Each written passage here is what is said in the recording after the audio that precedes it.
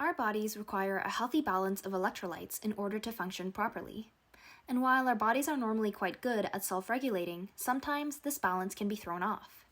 Among the different types of electrolyte imbalances that someone can experience, the most common ones involve sodium. Healthy sodium levels in the blood hover at around 135 to 145 millimolar, but levels that fall below this range are characterized as hyponatremia. Hyponatremia often occurs in hospitalized patients and in people who've taken part in an endurance sporting event. And depending on how severe it is, symptoms can range from headaches and confusion to seizures and even coma. Hyponatremia is typically diagnosed through blood or urine tests, which can be painful and uncomfortable for the patient. Unfortunately, a lot of other health conditions are also diagnosed using similarly invasive techniques. And that's where microneedles come into play. Microneedle patches are arrays of microscopic needles that can be applied to the skin in a minimally invasive fashion. While microneedle technology is still in its developing stages, it has potential for applications in drug delivery and biosensing. So, with all this in mind, we wanted to explore the exciting possibilities of what microneedle patches can do to facilitate the process of detecting sodium levels in the body. Introducing our project, MicroNA.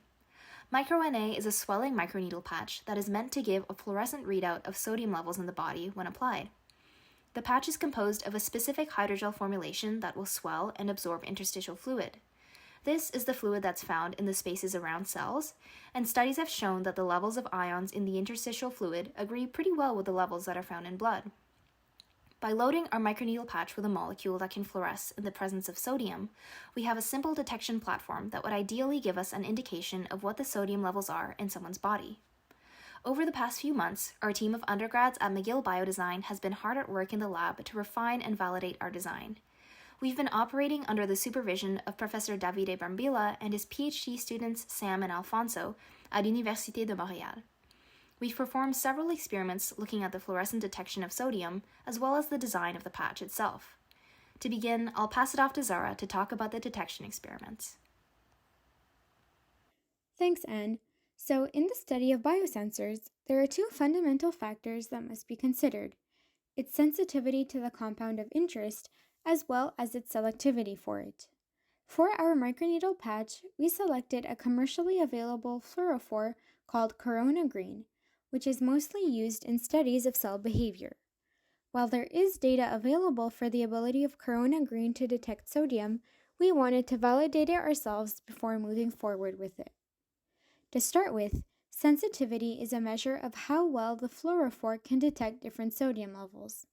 A good sensor will emit a predictable amount of fluorescence for the range of sodium concentrations that we want to test.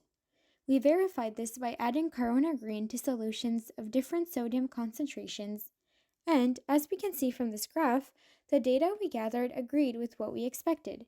Corona Green had a linear range of fluorescence intensity at physiologically relevant concentrations of sodium. On the other hand, selectivity is a measure of how well the fluorophore detects sodium in the presence of other compounds.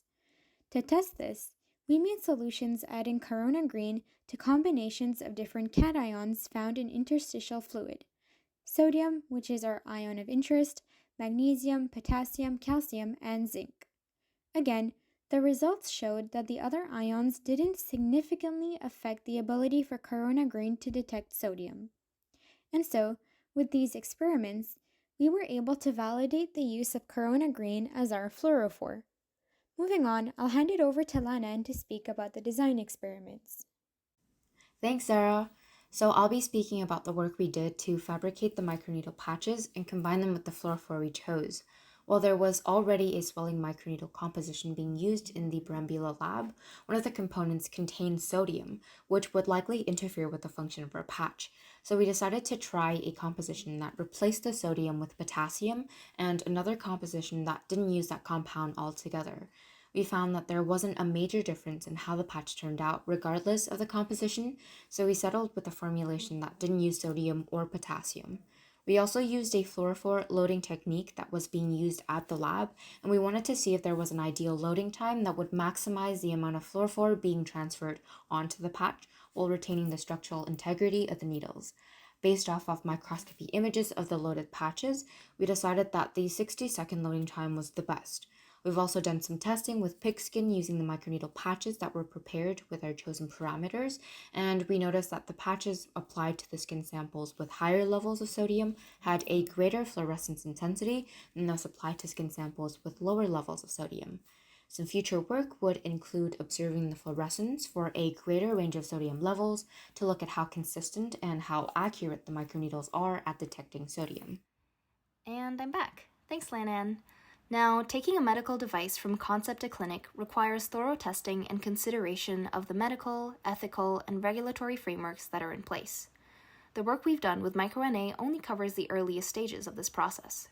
There still needs to be further research conducted in order to confirm how effective the patch is at detecting sodium and how reproducible our procedures are, which can prove to be quite the challenge.